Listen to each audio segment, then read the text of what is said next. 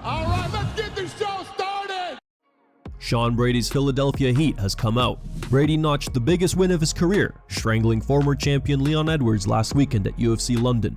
Fight week seemed mostly respectful between Brady and Edwards, at least from the outside, save for the no-glove touch before their bout. Turns out, appearances were deceiving. On Monday, Brady appeared on the Ariel Helwani show, where he unleashed on Edwards and his team, tearing into them for disrespectful behavior pre- and post-fight. I'm not 6 foot. I'm not 6'2". I'm 5'9". Like, I've never been tall, but he walked up to me and he said something. He was asking me about my height, and I was like, he was like, "How tall are you? 5'8", 5'9"?" Like, he was being a dickhead. And I was like, I'm 5'9". And I was like, what are you 6'2"? I was like, you got those big shoes on, like, just making a joke of it. And then we faced off for legit 5 seconds, walked off. I don't know if it's his manager, his brother, like, and him were like, oh, this is super awkward. Like, they said some stupid ass shit. It just, from that point on, from there on, I'm like, yo, I'm not touching this dude's hand. If he tries some stupid, because I seen him try stupid shit at the weigh-ins, I was like, I'm gonna give it right back to this motherfucker. And that's why at the weigh-ins, I didn't go, like, I always shake everyone's hand. I didn't touch his hand. I didn't have social media, so I didn't see his interviews, but I seen him, like, saying he walked up at the O2. He didn't know where I was at because I was so short. So I posted a picture of me on top of him, mauling him, like, just laughing. Like, I'm respectful. Like, GSP's my favorite fighter. Always respected guys, but when you're an asshole like that, like, I can give it right back. So, personally, Leon, him and his whole team, and that's how I feel about the whole situation.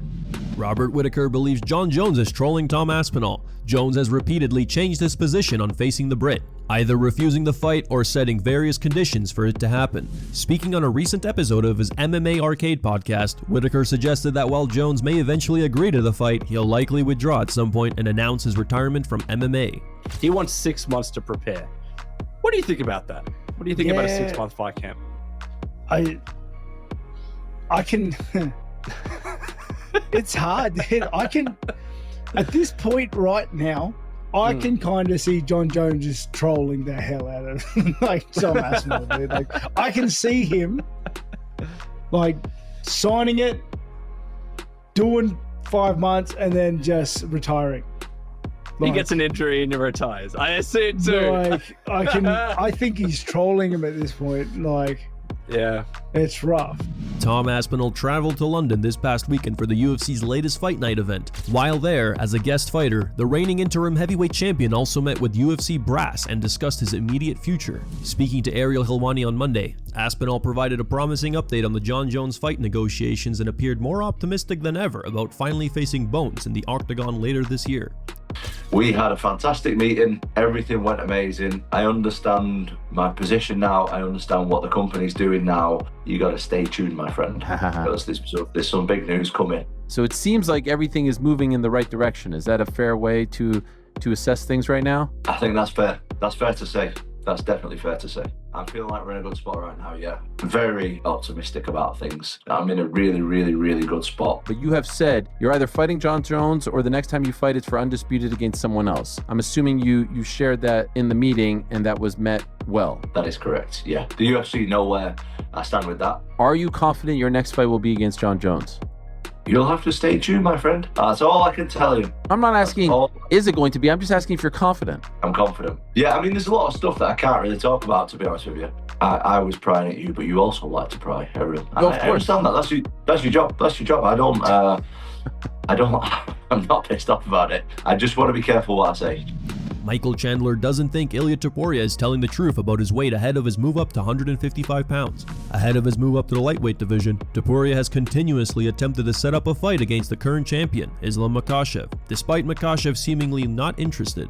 Topuria's main reason for vacating his featherweight title was because he claimed that weight cut was getting too much for him and that he walks around at around 180 to 190 pounds.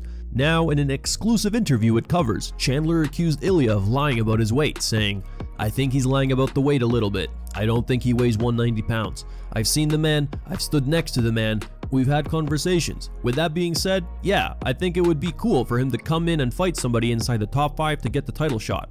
His first fight in the UFC at lightweight, he got dropped by a head kick. Now, I'm not going to say that this is going to happen, or us lightweights are so much bigger and badder than the little featherweights, but I will say these are some big dudes. We hit a lot harder than the 145ers. It's going to be a very interesting jump up. In a recent video posted on his YouTube channel, Alexander Volkanovski was seen sparring with UFC welterweight contender Della Maddalena as both fighters prepare for their upcoming title bouts at UFC 314 and UFC 315.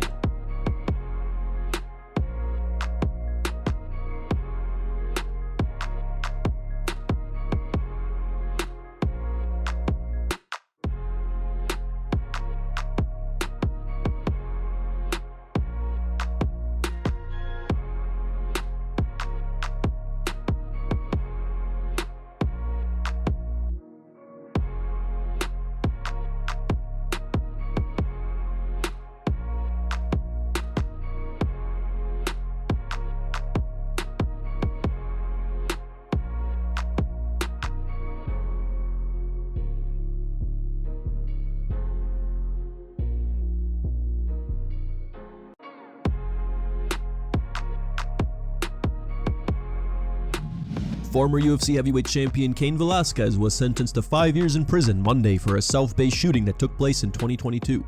The sentence comes after Velasquez pleaded no contest to attempted murder and other charges in connection with the shooting, saying he was targeting a man who had molested one of his relatives when he ended up shooting that man's stepfather.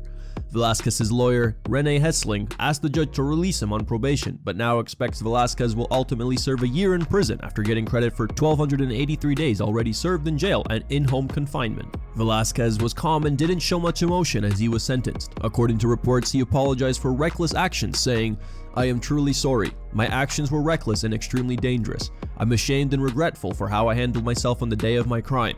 Out of all of this, I wish safe healing for my family, and to the Goularts, I wish safe healing, and to the community, I wish safe healing." Prosecutors in the case were seeking a 30-year to life sentence for Velasquez, while his defense attorneys argued for time served and probation. In the end, Judge Arthur Bocanegra sided with less punishment while noting that as much as Velasquez needed to pay for his crime, his family was also victimized with his young son's involvement in the alleged child molestation case. The MMA community shared their support for Cain following the sentence. Khabib wrote, "Stay strong, Lion." Daniel Cormier said, "Warrior, Cain, you are the man. That won't ever change. You will approach this like you've done every step of your life. See you soon, champ." Michael Chiesa, "Cain shouldn't serve any jail time. In the heat of the moment, what man wouldn't have a lapse in judgment to protect his family? The focus should be on the man that committed crimes much worse than what Cain did. I'm thankful he only has to serve 5 years instead of 30. Renato Moicano, "It's crazy that Cain Velasquez was sentenced to 5 years. The only thing he did wrong was missing the target." Jorge Masvidal said, "Free Cain." Chris Weidman, "This is awful." Derek Brunson, "Free Cain Velasquez." Alan Joban said, "Damn." Oban Elliott, "Free Cain. We can only hope that Dana spoke to Trump about this. Hopefully Trump can somehow pardon him, to the dismay of only the poison to our society." He continued, "Well, if that's the case, all in all a good result when you consider how the justice system is. Absolutely gutted for Cain and his family. You'll be out in no time, champ. You are forever a legend to us and a hero to your family." Darren Till said, "Free Cain." Gilbert Burns, "Free Cain." Anthony Pettis posted this photo captioned with "Free Cain."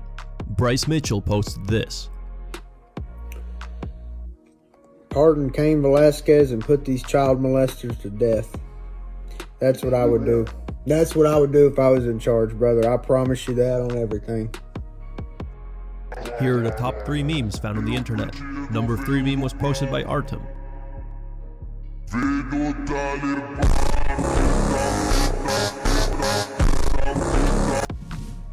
Number 2 meme was posted by MMA Pack. And number 1 meme was posted by Smash Central. Here we go. I'm about to make myself retarded.